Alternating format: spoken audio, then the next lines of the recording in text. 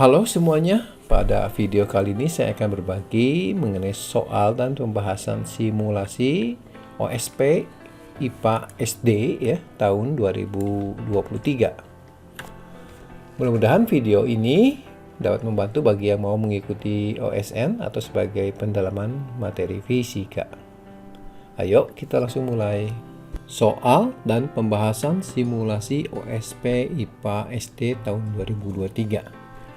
Soal nomor 1 mengenai kalor.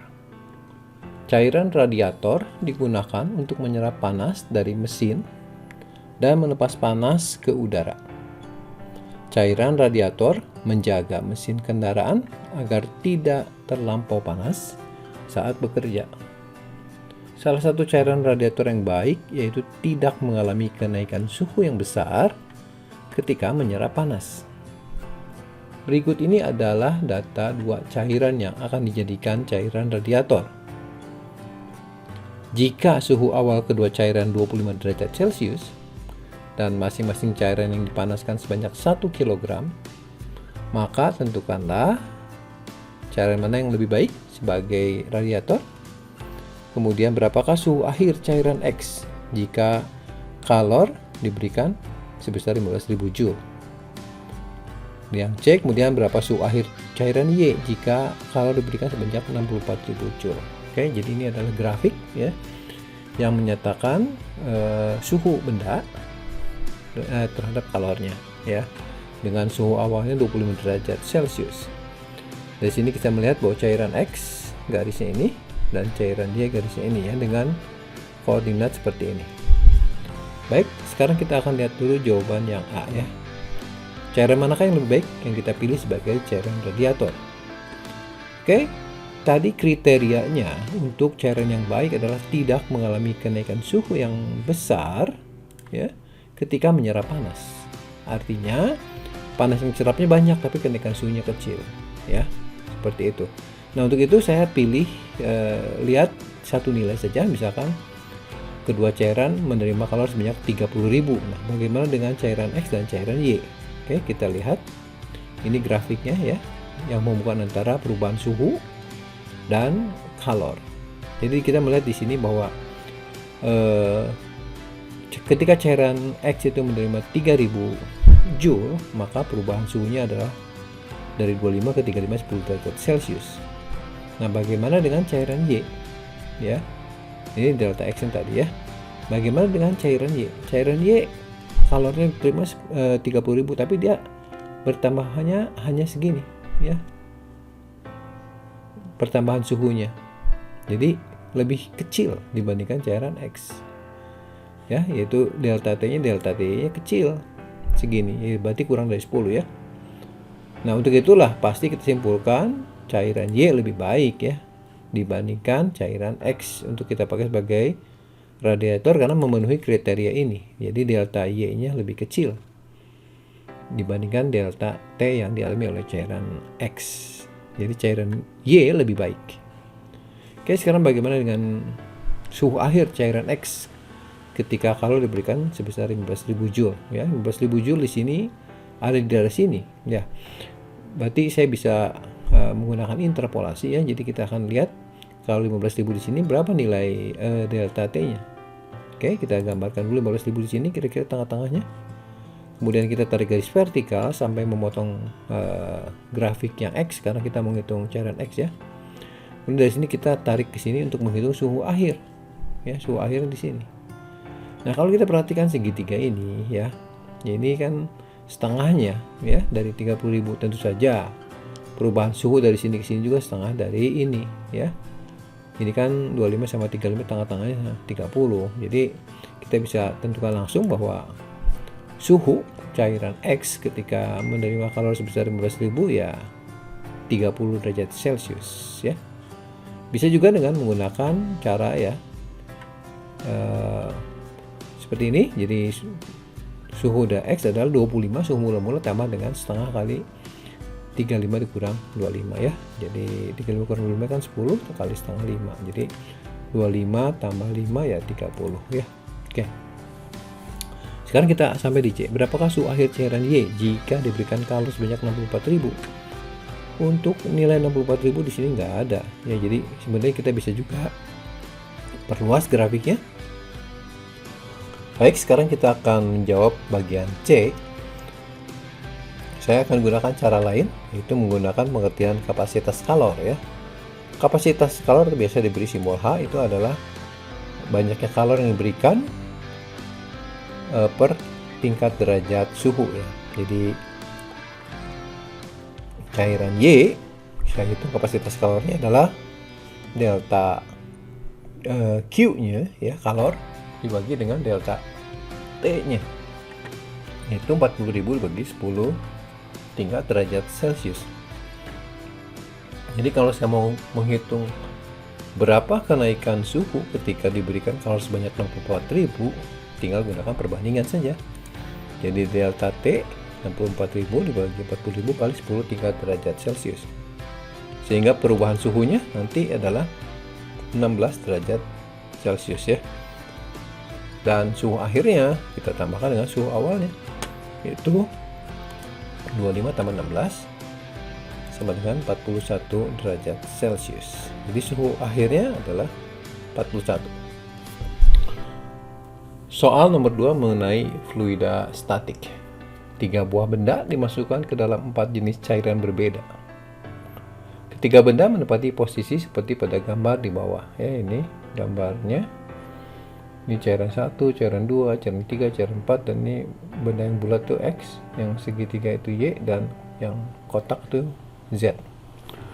Tuliskan urutan cairan yang memiliki massa jenis paling kecil hingga paling besar. Yang B, tuliskan urutan benda dari yang memiliki massa jenis paling kecil hingga paling besar. Dan yang bagian akhir, gaya apa saja yang bekerja pada benda yang berada dalam suatu cairan. Kita mulai dari yang A ya.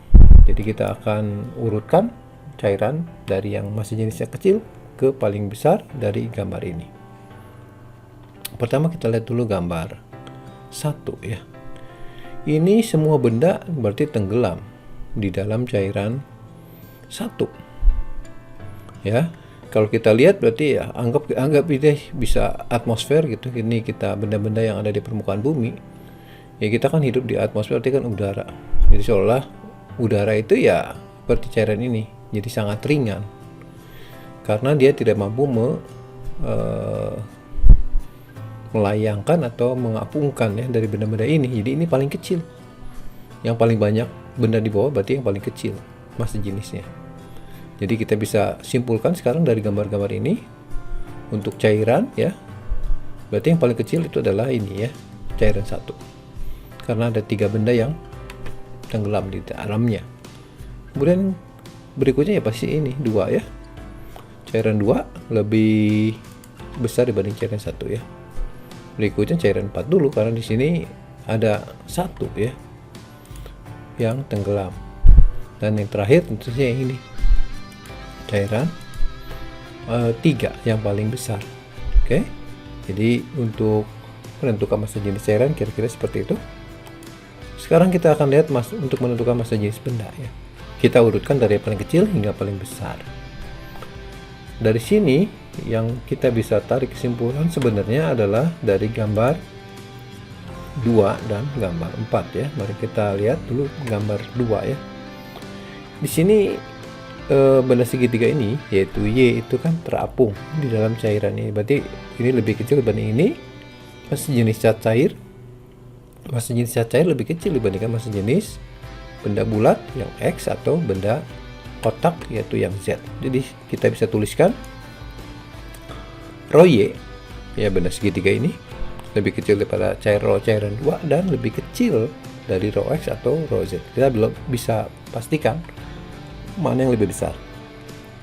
Kita perlu data lain. Sekarang kita lihat seperti gambar 4 bisa menolong. Nah, di sini kita lihat bahwa cairan ini lebih besar massa jenisnya dibandingkan ini ya. Jadi yang benda rho Y segitiga dan rho Z itu pasti lebih kecil daripada massa jenis cairan 4 dan lebih kecil daripada cairan X. Dari kedua ini kita bisa simpulkan bahwa yang terkecil tentu saja adalah benda massa jenis Y dulu ya, karena Y paling kiri. Kemudian disusul oleh row Z, karena Z ada di kiri juga, dan terakhir adalah row X ya. Jadi benda Y paling ringan massa jenisnya ya, dan X paling besar. Nah, sekarang bagian C, bagaimana dengan gaya benda dalam cairan. Saya ambil gambar suatu benda dalam keadaan melayang misalkan, karena ini lebih umum ya. Maka pada benda yang ini akan timbul gaya berat tentu saja, karena ada dalam medan gravitasi dan ada gaya Archimedes ya. Soal nomor 3 mengenai pembiasan atau refraksi. Perhatikan gambar berikut. Jadi ini ada gambar nelayan ya, sedang mencoba menangkap ikan. Nelayan mengalami kesulitan dalam menentukan posisi ikan yang tepat. Hal tersebut terjadi dikarenakan beberapa faktor. Di sini ada beberapa pertanyaan mengenai di mana letak posisi ikan sebenarnya, kemudian peristiwa apa yang menyebabkan terjadi perbedaan posisi, dan C, mengapa peristiwa itu dapat terjadi. Oke, mari kita lihat dulu gambar berikut ya. Jadi ini adalah air, ini adalah udara. Jadi kalau nelayan ini melihat ikan pada suatu tempat posisi ya, sepertinya ikan ini ada di posisi ini karena ada sinar datang dari sini ke mata. Ini garisnya lurus ya, tidak berbelok. Nah, sepertinya ikan pada posisi ini, tapi sebenarnya bukan ya. Jadi posisi ikan itu sebenarnya ada di tempat lain, di bagian bawah ini ya, lebih bawah. Yang terlihat oleh nelayan itu adalah di posisi 1. Nah, ini bisa dijelaskan dengan seperti gambar berikut. Jadi sinar itu datang dari ikan ya, itu dari posisi 2. Kemudian sampai ke sini. Nah, di sini dia tidak bergerak lurus, tapi dia mengalami pembelokan ya. Jadi ketika nelayan melihat, dia melihat di posisi 1 adalah posisi ikan yang terlihat ya, sedangkan yang posisi 2 itu adalah posisi ikan sebenarnya. Jadi karena perbedaan posisi ini menyulitkan nelayan untuk menangkap ikan. Baik, sekarang peristiwa apa yang menyebabkan terjadinya perbedaan posisi ini? Itu adalah peristiwa pembelokan cahaya ya, atau pembiasan, atau lebih dikenal sebagai refraksi. Sekarang mengapa peristiwa refraksi ini bisa terjadi atau pembiasan cahaya ini terjadi? Ya, karena cahaya melewati medium yang berbeda kerapatannya atau indeks biasnya, sehingga cahaya akan mengalami pembelokan. Soal nomor 4 mengenai medan magnet induksi. Bima melakukan percobaan elektromagnet dengan menggunakan 3 jenis susunan hambatan seperti gambar ini. Ketiga rangkaian elektromagnet menggunakan hambatan, jumlah lilitan, dan paku yang identik. Berdasarkan gambar ini, banyak paku yang menempel pada inti besi ya, ini inti besi ini sini, jumlahnya berbeda-beda. Pada rangkaian manakah medan magnetnya paling kuat? Faktor apa saja yang menentukan kuat medan magnet yang dihasilkan oleh elektromagnet sesuai dengan percobaan di atas? Apa yang harus dilakukan agar kuat medan magnet pada elektromagnet yang dihasilkan semakin besar? Ya, sekarang kita lihat dengan gambar ini bahwa ternyata banyaknya paku yang ditarik oleh tiap gambar berbeda ya. Itu menunjukkan kekuatan magnetnya. Semakin banyak paku yang tertarik, artinya semakin besar kekuatan magnetnya. Jadi dari sini jelas bahwa kekuatan magnet yang paling besar itu adalah pada gambar 2 ya. Kemudian disusul oleh gambar 1 ya, dan terakhir gambar 3. Oke. Sekarang coba kita lihat bagian B, faktor apa saja yang menentukan kekuatan medan magnet di percobaan ini. Dari percobaan ini kita lihat bahwa ternyata anak tersebut melakukan percobaan dengan mengganti rangkaian seperti ini. Berarti secara tidak langsung kita akan menentukan bahwa kekuatan medan magnet ini bergantung pada susunan hambatan ya. Tapi sebenarnya yang kita lihat itu bukan faktor utama, yang benar itu adalah arus listriknya atau kuat arus listrik yang mengalir pada kumparan ini ya. Secara umum, apa yang harus dilakukan agar kuat medan magnet pada elektromagnet yang sedikit makin besar ya, kita harus memperhatikan beberapa hal. Yang pertama, tentu saja kuat arus ya, karena dengan menaikkan kuat arus listrik, kekuatan medan magnet makin besar. Selain itu, dengan menaikkan jumlah lilitan ya, karena semakin banyak jumlah lilitan dipakai untuk membuat magnet, maka akan semakin besar kekuatan medan magnetnya. Dan yang terakhir itu adalah menggunakan medium yang permeabilitasnya lebih besar dibanding yang sudah ada, atau permeabilitasnya tinggi yang dikenal sebagai bahan-bahan ferromagnetik. Demikian soal pembahasan simulasi OSP IPA SD 2023. Nantikan ya video pembahasan selanjutnya mengenai seri OSN IPA SD ini. Jangan lupa untuk subscribe, share, komen, dan nyalakan juga notifikasinya supaya tidak ketinggalan untuk video terbaru lainnya. Sampai di sini, sekian dan terima kasih.